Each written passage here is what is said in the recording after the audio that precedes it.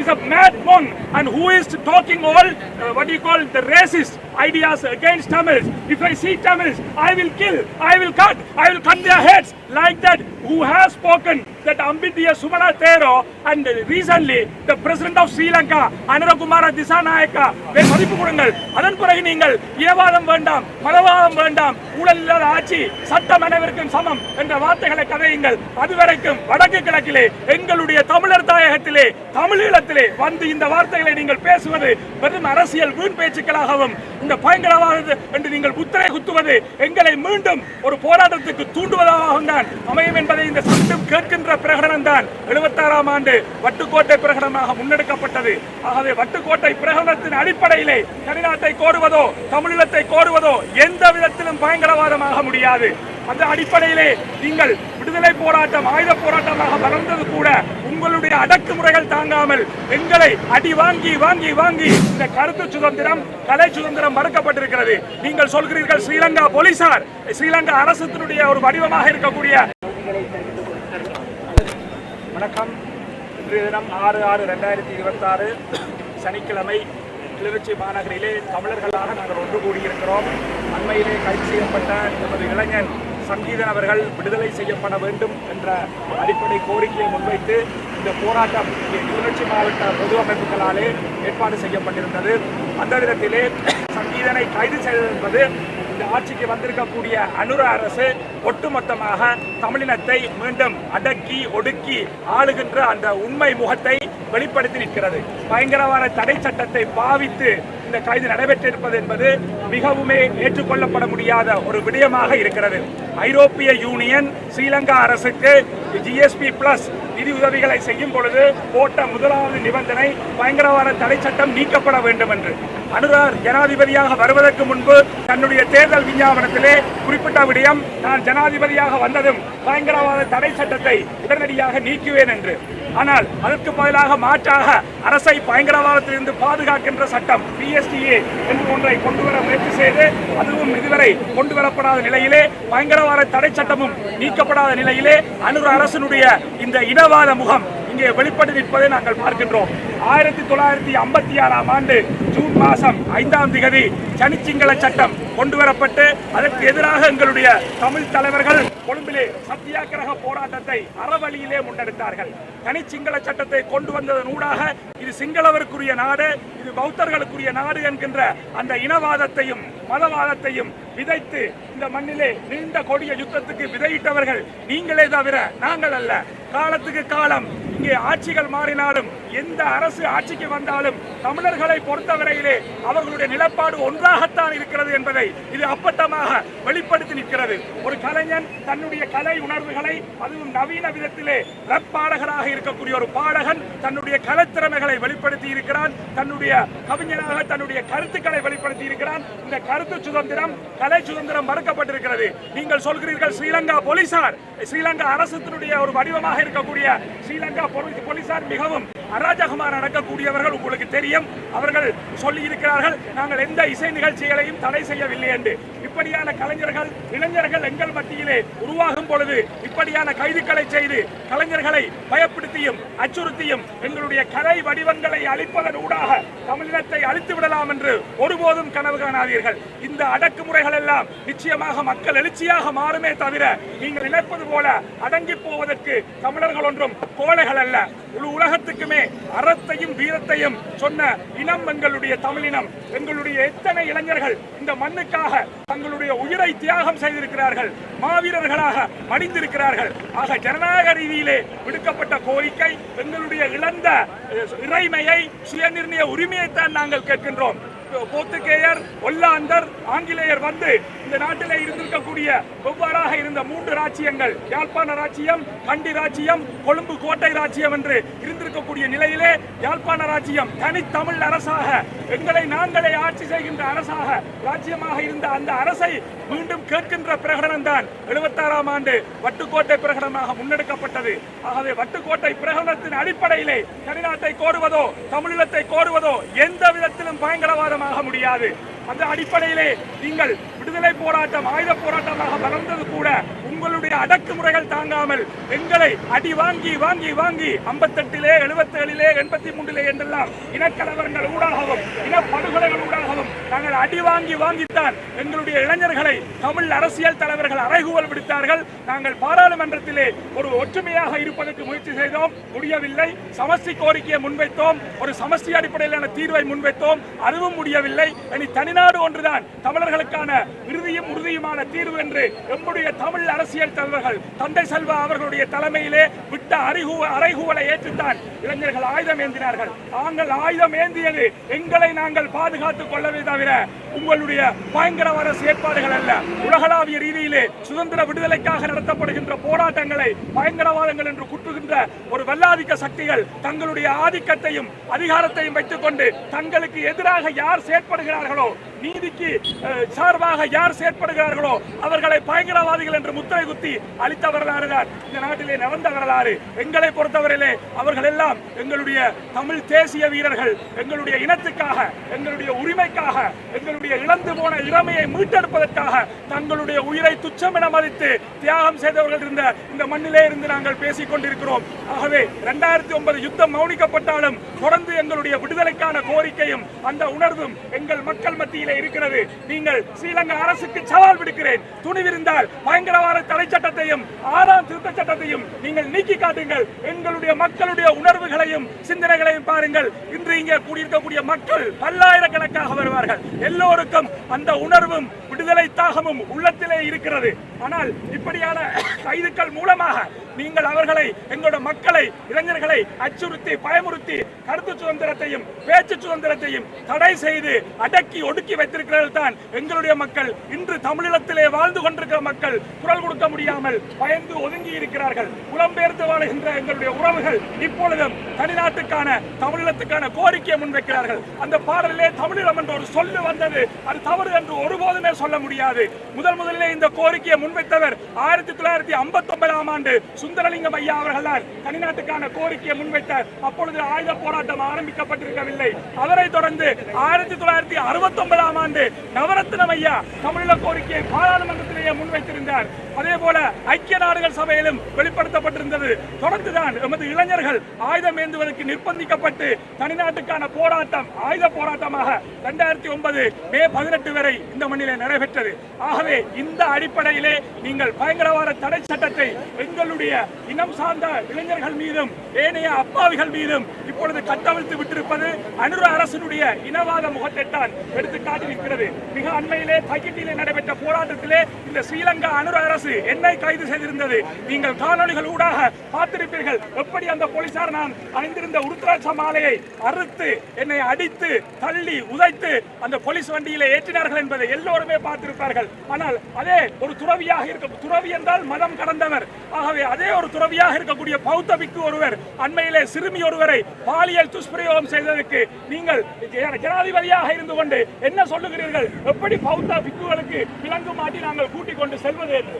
ஆகவே ஒரு தமிழ் மத குருவாக இருக்கக்கூடிய ஒருவருக்கு ஒரு நீதி, சிங்கள பிக்குவாக இருக்கக்கூடிய ஒரு நீதி என்று சிங்கள பிக்குகளுக்கும் இனவாதிகளுக்கும் நீங்கள் பயந்து செய்தால் ஆட்சியை விட்டு விலகி செல்லுங்கள். ஆட்சியிலே இருக்கக்கூடியவர் துணிச்சலான முடிவுகளை எடுக்கக்கூடியவராக இருப்பவர்தான் மக்கள் தலைவராக நாட்டினுடைய ஜனநாயகத்தை நேசிப்பவராக இருக்க முடியும். ஆகவே அனுரகுமார திசாநாயக்க அவர்களுக்கு சவால் விடுக்கின்றோம். பயங்கரவாத தடை சட்டத்தை நீக்குங்கள், 6ஆம் திருத்த சட்டத்தை நீக்குங்கள், கருத்து சுதந்திரத்துக்கு பேச்சு சுதந்திரத்துக்கு மதிப்பு கொடுங்கள். அதன் பிறகு நீங்கள் இனவாதம் வேண்டாம், மதவாதம் வேண்டாம், ஊழல் இல்லாத ஆட்சி, சட்டம் அனைவருக்கும் சமம் என்ற வார்த்தைகளை கதையுங்கள். அதுவரைக்கும் வடக்கு கிழக்கிலே எங்களுடைய தமிழர் தாயகத்திலே தமிழீழத்திலே வந்து இந்த வார்த்தைகளை நீங்கள் பேசுவது வெறும் அரசியல் வீண் பேச்சுக்களாகவும் இந்த பயங்கரவாத என்று நீங்கள் முத்திரை குத்துவது எங்களை மீண்டும் ஒரு போராட்டத்துக்கு தூண்டுவதாகவும் தான் அமையும் என்பதை இந்த சந்தர்ப்பத்திலே சொல்லி உடனடியாக சங்கீதம் விடுதலை செய்யப்பட வேண்டும், பயங்கரவாத தடை சட்டம் நீக்கப்பட வேண்டும் என்ற கோரிக்கையை அனைத்து மக்கள் சார்பிலும் கேட்டு நிற்கின்றோம். நன்றி.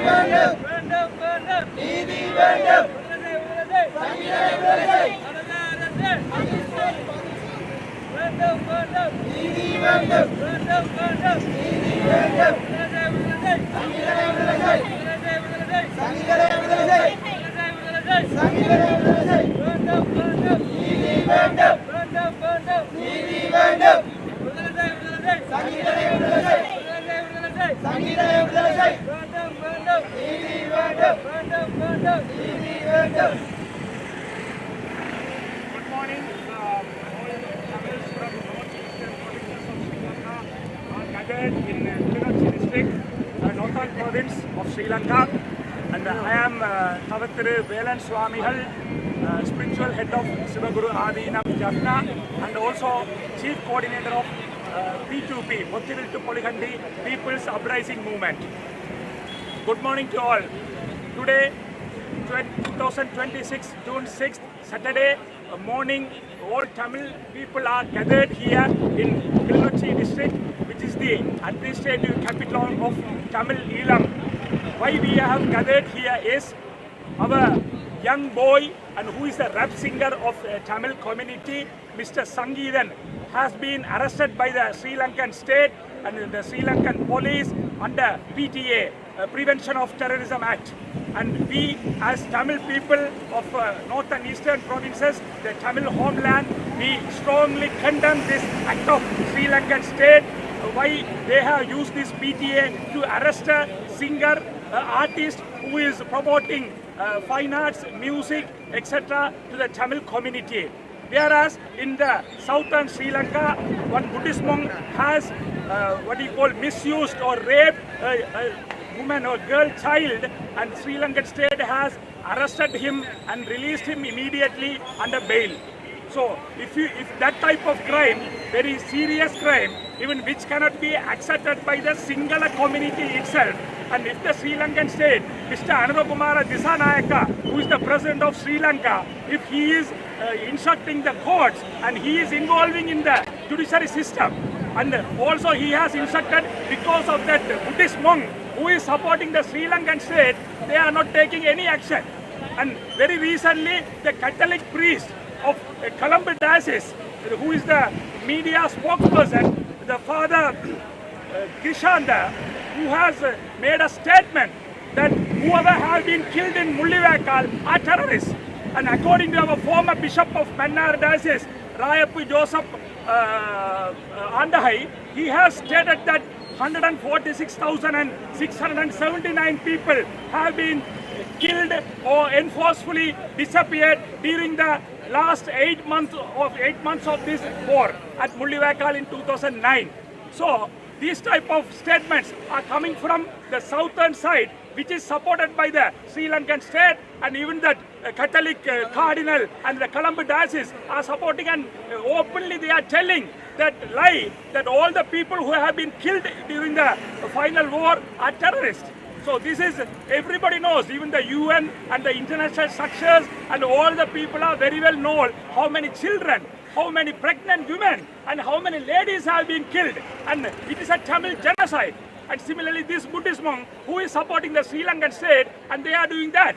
And also, recently, if you take the Jaffna magistrate, the judge Alex Raja has been immediately transferred by the Sri Lankan state without any reason. And who all are raising the voice? And if you take a couple of years back in Mullaitivu district, our magistrate court judge, Mr. Saravana Raja, was given the life threat, and he has ran away from the country, and we don't know where who is living. So the judiciary system completely collapsed, and this particular government who came to power saying that the law is equal to everybody. But here you can see law is not equal. And from the particular one Buddhist monk known as Ambitiya Sumana Thero is a mad monk, and who is talking all the racist ideas against Tamils. If I see Tamils, I will kill, I will cut their heads, like that. Who has spoken that Ambitiya Sumana Thero, and recently the president of Sri Lanka, Anurakumara Dissanayaka, when he visited to Batticaloa district, he is taking a photograph next to this Ambitiya Sumana Thero. So what is the message you are giving? And in Tahiti, that Amarapura Nikaya, the Buddhist monk, who has taken that 19 people's private lands and constructed an illegal Buddhist temple, is that Buddha's teaching?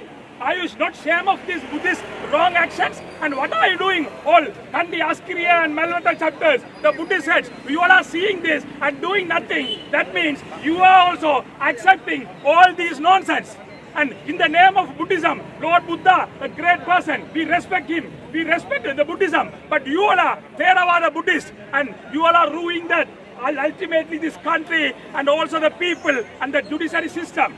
So the Sanghidans arrest also the Sri Lankan state accordingly to oppress the Tamil community. They have used this. So our immediate demand is immediately, without any conditions, without any ban, our Sanghidan, our boy, has to be released. Otherwise, it will create a big uprising movements among Tamil community in the entire northeast. And you are only inducing this racism in the name of your ethnicity and your religion, etc., etc. We Tamils always we accommodate everybody. We respect all the religions. We respect all the communities. We respect all the cultures. Worldwide, Tamils are known for accommodating everybody.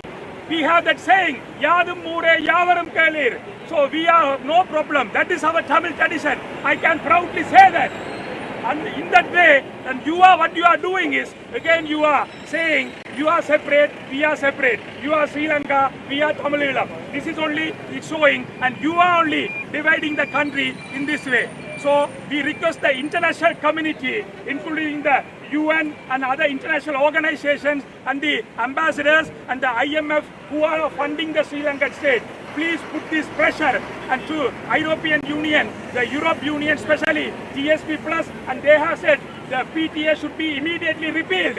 So repeal of PTA, repeal of 6th Amendment should be done by the Sri Lankan state and all the international community organizations on the behalf of all the Tamils who are living in the northeastern provinces and also in Tamil Nadu and also in all diaspora worldwide. All the Eelam Tamils, we are requesting the international community to apply the pressure when you are helping Sri Lankan state financially, apply this pressure to repeal the PTA and repeal the 6th Amendment, and our Sanghidan should be released immediately. Thank you very much.